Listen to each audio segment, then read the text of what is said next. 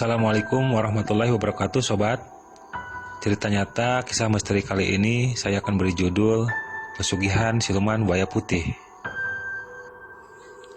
Parman 49 tahun adalah pengusaha konveksi di sebuah kota di Jawa Barat. Sudah 10 tahun Parman membuka usaha konveksi. Dari usahanya itu dia bisa hidup berkecukupan, bisa beli rumah besar, mobil, sawah, tanah. Bahkan Parman termasuk salah satu orang paling kaya di daerahnya. Dia dermawan dan tidak sombong. Dulu Parman hanya seorang pekerja di salah satu konveksi. Tugasnya hanya menunggu mesin bordiran. Sehari-hari kerja kadang shift pagi, kadang shift malam. Parman merasa jenuh dengan semua yang dikerjakannya. Apalagi hasilnya hanya cukup untuk keperluan sehari-hari saja. Sekarang keadaan sudah terbalik 360 derajat.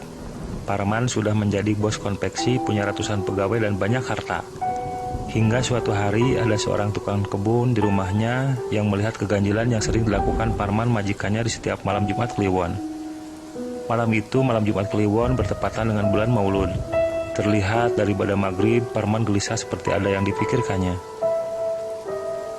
Tukang kebun itu bernama Karsa, 38 tahun. Sudah lama dia bekerja di rumah Parman. Sudah lama mengamati Parman. Seperti malam itu, Karsa terus mengamati gerak-geriknya. Tepat jam 11 malam, Parman memeriksa keadaan di dalam rumah, memastikan bahwa orang-orang sudah tertidur lelap. Parman menuju pintu belakang. Setelah mengamati sesaat, Parman keluar rumah menembus pekatnya malam menuju sebuah sungai dekat rumahnya. Tanpa sepengetahuan Parman, beberapa meter di belakangnya, Karsa mengikuti kemana Parman pergi.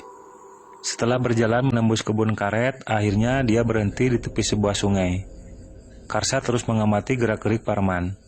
Terdengar mulut Parman mengucapkan sesuatu. "Kanjeng Ratu, aku telah datang memenuhi janjiku. Malam Jumat Kliwon ini aku akan bersamamu."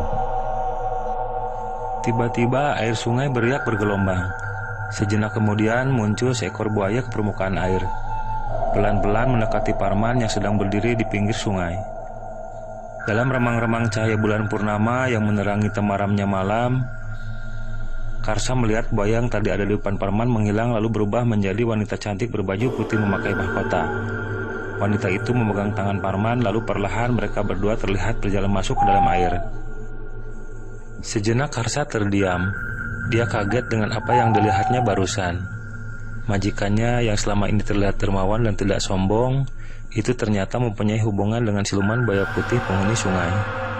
Karsa berpikir, pantas saja Parman tidak pernah kesusahan walau orderan konveksi lagi sepi. Uangnya tetap banyak, dan Parman tidak pernah mengeluh. Jadi usaha konveksi itu hanya kedok semata. Karsa segera pulang dari tempat itu. Dia tidak menceritakan kejadian itu kepada siapapun termasuk istrinya.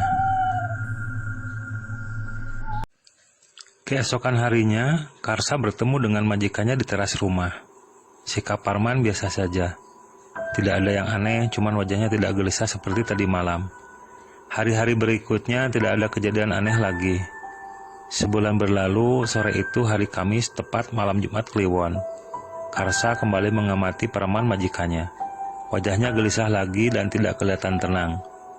Tepat jam 11 malam, Parman keluar dari rumah lewat pintu belakang. Berjalan tergesa ke arah sungai dan Karsa mengikuti dari kejauhan. Setelah tiba di pinggir sungai, Parman kembali memanggil Ratu Siluman Buaya Putih. Tak lama, air sungai bergoncang dan beriak keras. Kemudian muncullah buaya dari dalam air. Buaya putih itu mendekat kemudian berubah menjadi sosok wanita cantik, berjalan menghampiri Parman. Karsa menyelinap mendekati pinggir sungai. Dia ingin lebih jelas melihat sosok wanita tersebut. Namun nahas, kaki Karsa terpeleset. Karsa jatuh tepat di dekat Parman dan wanita siluman buaya itu berdiri. Seketika Parman dan wanita siluman itu kaget melihat Karsa jatuh dan terperosok dan ada di dekat mereka. Selagi Parman menatap Karsa yang ketakutan, dengan cepat wanita itu menarik tangan Parman lalu menyeretnya berlari ke tengah sungai. Sungai kembali beriak bergelombang, lalu kemudian tenang kembali. Sunyi, sepi, hanya suara binatang malam dan air yang melabrak bebatuan terdengar. Karsa melihat sekeliling lalu bangun sambil memegangi lutut yang sakit. Dia bergegas pulang meninggalkan tempat tersebut. Jam 5 pagi, istri Parman teriak-teriak menangis di kamarnya. Orang-orang yang ada di rumah segera menghampiri kamar Parman termasuk Karsa. Di atas tempat tidur yang besar, Parman terbujur kaku. Beliau meninggal tanpa ada penyebabnya. Istrinya mengetahui suaminya telah meninggal saat hendak sholat subuh. Melihat suaminya diam saja, istrinya membangunkannya, tapi tidak kunjung bangun. Parman meninggal tanpa ada yang tahu apa penyebabnya. Karsa mundur meninggalkan kerumunan orang di kamar majikannya. Dia kaget dengan kematian Parman sang majikan. Teringat kejadian semalam waktu dia melihat Parman ditarik wanita siluman buaya putih itu ke dalam air. Wanita itu berkata bahwa Parman harus ikut ke alamnya karena telah melanggar perjanjian. Karsa termenung dalam hati bertanya perjanjian apa yang telah dibuat Parman dengan siluman buaya putih tersebut. Hingga akhirnya Parman ditemukan meninggal pagi harinya. Seiring berjalannya waktu, harta kekayaan almarhum Parman sedikit-sedikit mulai habis. Tanpa diketahui penyebabnya, rekan-rekan bisnis konveksi Parman mulai menjauh. Istrinya bingung dan menjual asetnya satu persatu. 3 tahun kemudian, yang tertinggal hanya rumah kecil peninggalan almarhum orang tua Parman. Harta kekayaan yang dulu dihasilkan Parman telah habis. Istrinya kini hanya berjualan membuka warung kecil di rumahnya. Parman dibawa oleh wanita siluman buaya putih penghuni sungai karena melanggar perjanjian, bahwa makhluk itu tidak mau ada manusia lain yang melihat dirinya. Bila ada manusia lain yang mengetahui pertemuan mereka dan melihat dirinya, dia akan membawa Parman ke alamnya dan tidak akan kembali hidup-hidup. Parman meminta kekayaan dari siluman tersebut dengan cara berhubungan seperti suami istri dengan siluman itu setiap malam Jumat Kliwon. Dia telah melakukan dosa besar menyekutukan Allah Subhanahu wa taala. Naudzubillahi min dzalik. Wallahu alam.